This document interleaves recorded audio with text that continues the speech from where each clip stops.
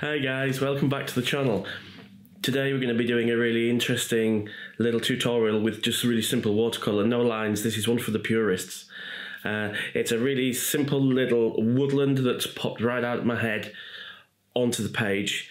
2 or 3 different layers. We're going to be looking at some textures, you know, how to hold a brush. It's just a really interesting little tutorial that sort of encapsulates things, and it's one that you can try in your sketchbook or you know, at home or on a wall or maybe in bed or on a salad, on holiday, in Venezuela, on the moon with Steve, backwards on a Sunday with hummus. Woodland scene, some layers, some painting, watercolour, what's not to like? So this sketch pad is a cardy one, so it's quite textured, and it's the cotton rag paper. It's pretty absorbent. It's a great paper to work with, I love it. It's very thick. It's got wonderful texture on it, quite a random texture, so it's good for dry brush stuff. And that's when you drag the brush across the, you see there, you see how it's breaking up there? When you drag the brush across the paper and it dries out, you get these jagged shapes, which is great. You can really use that in your paintings. So what I'm doing here is I'm putting in a kind of wash in the background. So the idea of this picture is that you're looking, it's sort of woodland, an evening woodland. So you're sort of looking towards the setting sun. So the very far background is going to be pale, but warm, you know, that evening warmth that you get. So once I've put that in and I've let it settle down a bit and dry, you can see there how much more muted it goes straight away. Now this is an experiment. I've dug this out. This is my late mother's one of her oil painting palette knives, and I've seen people use these for watercolour, so I thought I'd get it out and have a play, because you can get some quite interesting shapes, particularly when you're doing trees and branches and things with palette knives. But the problem is they don't hold a lot of they don't sort of hold a lot of material on them. I was thinking about inventing one that was like 2 palette knives together that had the water in between them, but then I woke up and realised I was going mad. So this is just an experiment to try and see how, you know, how it works, or if it will work. Another, probably a more interesting thing would be to use a stick or something like that and dip it in the paint. But as you can see, you get some quite interesting shapes with it, really. It's always worth trying, you know, these things. It's always worth having a play. And this is inevitably something I'll go back and investigate. I have a Kohler pen that I made, which is another cool video that you should check out. And again, that would be brilliant for something like this. So what I've done there is I've just basically put a layer of trees in the far distance, if you know what I mean. And they're sit on the horizon. Obviously, the bases of the trees, the roots are sitting on the horizon because they're far away. And then as trees get closer, they come, the feet of the trees obviously comes close to the bottom of the page. And that's one of the ways that we sort of tell the story of that depth. The other way that we do that depth story with watercolours and drawing and all these things is we talk about the size. Because we have in our head the idea that a woodland has trees that are roughly the same size, you know, like we can sort of guesstimate anyway.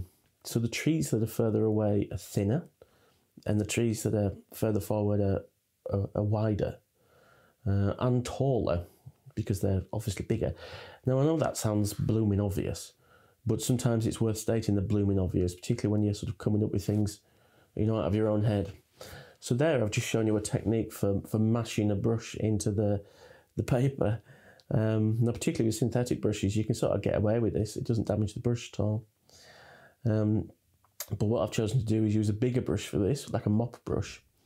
Because when you dab them like that, they tend to fall apart into bigger, more irregular shapes than your normal synthetic brushes, which are stiffer. So there I can use that as a very irregular shape, and you can see it's making some quite irregular shaped blobs. Obviously I'm not masked this off at all. I don't mind if it bursts off the page. The whole point of it is it's a bit messy. So there I'm adding a little bit more blue. I'm making it a tiny bit colder because I want to start working on the stuff that's more in the foreground. So I'm pulling in some shadows here. Now the shadow was quite interesting in this one. I decided to put quite a bit of perspective in it, so that it's sort of, it leads the eye into the middle of the picture. I did feel after I'd painted this picture that what would have been really nice would be like a figure in the middle, slightly off centre, to sort of lead your eye into the picture. It needs a bit of a focal point, but I primarily did it as a sort of example of the technique more than like a very complicated composition, if you know what I mean. So again, another element to consider here is when you're doing drawings, you're doing watercolours. Another thing to consider here when you're doing watercolours and layering.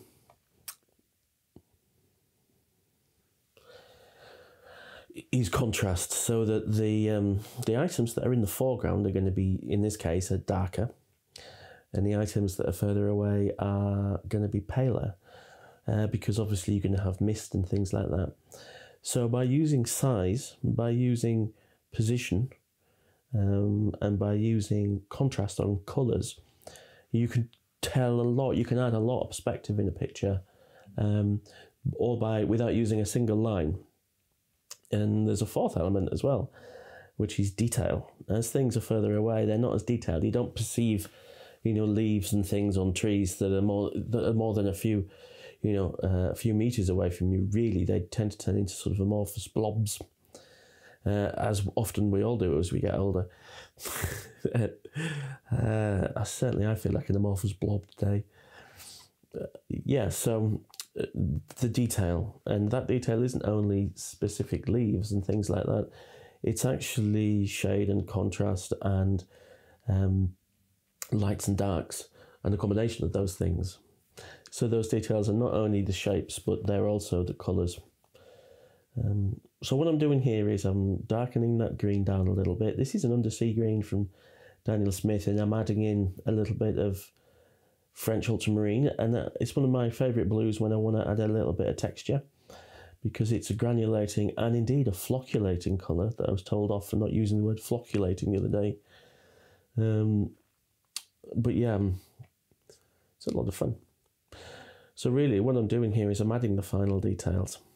I'm sorry, my big old fat hand is in the way there. So there's two main trees in the foreground there. Those are the ones who... They're the sort of most important ones, if you know what I mean. The details in the background are nice to show. And I've added in a few spatters of paint here in the foreground, just to give a feeling of texture. And again, that's partly this idea of the textures in the foreground, not in the background. So I don't know what I'm doing up in the sky here. I think I'm just adding in some general texture everywhere. I'm got a bit mad. But anyway, it looks good. So it's a pretty simple, really, in a way, example. I think that works really well. The colours are cool. It's always easy to photograph an accurate colour, if you know what I mean. Then you get the video colour right, and the colour balance in that looks cool. So as you can see, that initial gradient is in the foreground. You could go darker in the very foreground, I think. Instead of it going pale, it could go dark, because that would, again, a nice sort of visual vignette. But I don't mind it. It's a lovely bright sketch. It's got energy. I like that, yeah. It's pretty cool.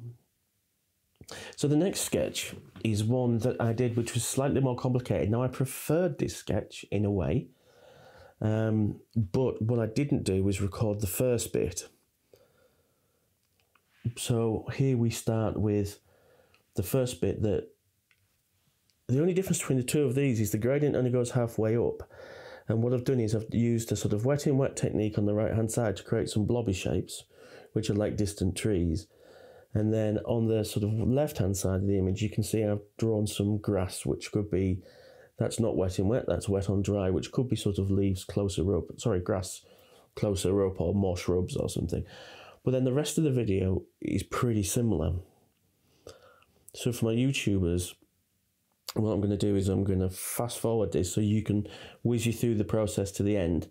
But for my Patreons, I'll talk you through it as we go.